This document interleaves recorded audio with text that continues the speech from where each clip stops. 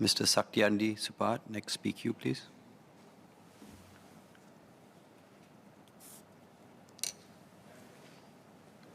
MAS is working with the industry to finalize a framework for the equitable sharing of losses resulting from scams.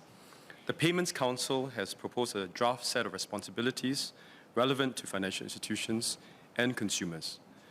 MAS is finalizing the framework in coordination with other government agencies.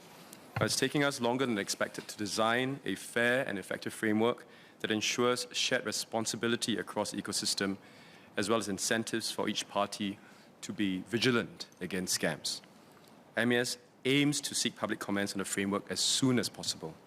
Now, at the broader level, the Inter-Ministry Committee on Scams, IMCS, chaired by the Ministry of Home Affairs, also partners with financial institutions closely. This includes Project Frontier, as mentioned by the member, where the police have established processes with financial institutions to swiftly freeze bank accounts suspected of being used in scams in order to mitigate victims' losses and disrupt scammers' operations. Now, from January to June 2022, the police froze more than 7,800 accounts and recovered more than Singapore $80 million worth of scam proceeds. The IMCS has also strengthened enforcement against perpetrators. Now, since the formation of the Singapore Police Force's Anti-Scam Command in March this year, more than 4,300 scammers and money mules who were involved in more than 12,000 scam cases involving $101 Singapore million were either arrested or called up for investigation. Now, other than enforcement action, the IMCS has expanded its public education campaign called Spot the Signs, Stop the Crimes, to build public awareness and vigilance on how to spot scams. For instance, it has shared materials advising the public to not share personal details such as login credentials and one-time passwords with unverified parties. IMCS will continue to work with all stakeholders to deepen its public outreach. Mr. Satyandi Supat. Thanks, Mr. Speaker. Thank MAS for the answers. I've got two SQs. One is in relation to the loss sharing framework that MAS shared. I have residents who have come up to me to highlight about some of their loss sharing issues. I was wondering whether MAS can share how fast this can be rolled out, because it has direct impact on residents in terms of monetary terms. Second question is in relation to the knowledge of contact information for scams. I have a resident or a few residents who came up to me experiencing a scam in process while they are literally speaking to a scammer, called 999, was informed that that's not the number to call. So I was wondering whether there can be more that can be done via Project Frontier to ensure that there's some coordination between the police and the banks to handle such situations. So I hope MOS can share a bit more on that front. In terms of coordination, whether Project Frontier can, and together with IMCS, can actually enhance that. Thanks, MOS. Mr. Deputy Speaker, I thank Member Satyandi Supat for the SQ. With regards to the loss sharing framework, I think the major principle is for us to find a good platform in which we have to design a fair and effective framework such that many of the different parties have a shared responsibility, all aspects of it.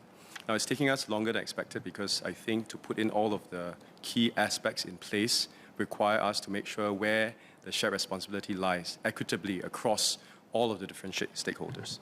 But we continue to work at this on a very urgent pace. We understand that this is urgent work. And what we are trying to do is to make sure that this loss sharing and also this accountability approach incorporates as well as involves all key parties in the ecosystem. And every single aspect of this, every stakeholder had to be vigilant in their own right against scams, both institutions as well as individuals. And that's why in my original answer, I said that this was important for all of us to also conduct public outreach, but also for the financial institutions and authorities to play their part. What we are trying to achieve is, as I mentioned, a fair as well as an effective framework so that there is shared responsibility across the ecosystem. With regards to your resident, I think this is something that is, I think, very, very important for us to bear in mind. If you are, or members of the public, face this issue, you should notify your banks immediately if you suspect that you are victims of scams. And many of the financial institutions, in fact, the major retail banks, have made it easier for the public to report scams by either having dedicated fraud hotline numbers or making it the first few options on their phone banking menu. So members of the public are encouraged to obtain such hotline numbers from their official sources, such as in the back of their ATM cards, and also to save numbers on their mobile phones. In addition, members of the public can also file a police report, either online or in person, if they have lost money to scams. They can call the anti-scam hotline at 1-800-722-6688 for advice. Now, this is managed by both the National Crime Prevention Council, the NCPC, and also the latest Scam Shield app is available now on both Android as well as iOS, can also be used to report suspicious scam messages. But in concert, all of this are also a work in progress. We also encourage members of the public to give us feedback as well, and also to the financial institutions as well as the retail banks on how to tighten these further as we continue to fight as an ecosystem against scam. Thank you. Dr. Tan Wu Meng.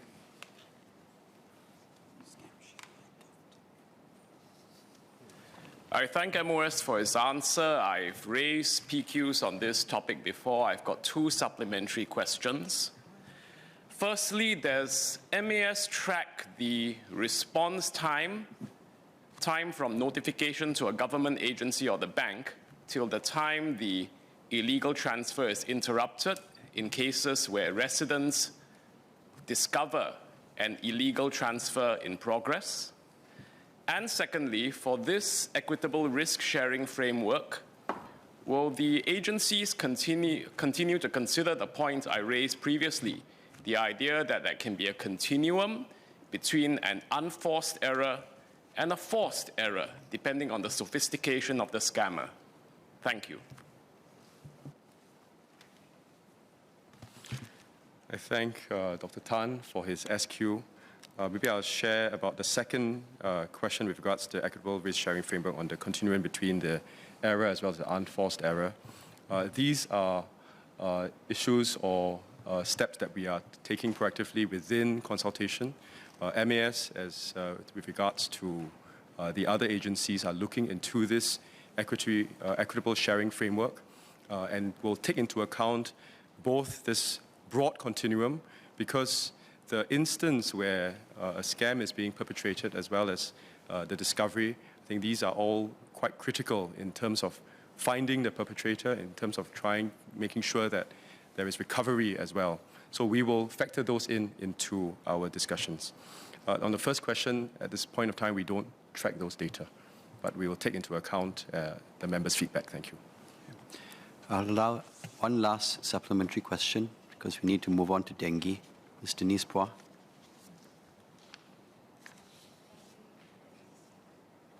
Two questions for MOS, yes.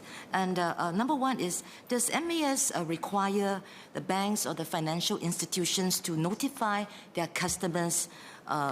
Should there be regular or, or big sums of withdrawals or money movements from their accounts? That's one. I know some banks do it, some banks don't, but I wonder if there's actually a regulation or practice or policy regarding this. That's one. The second one is, I know that MAS is working very hard on the framework and so forth to ensure loss sharing and recourse like that. But I wonder what the interim recourse is for the scam victims. I have a resident, for example, he lost his life savings of almost $250,000, and he did the right thing, police report, wrote to the authorities, wrote to the banks and so forth, but still extremely distraught and distressed. So I wonder what's the what's the recourse for victims like this?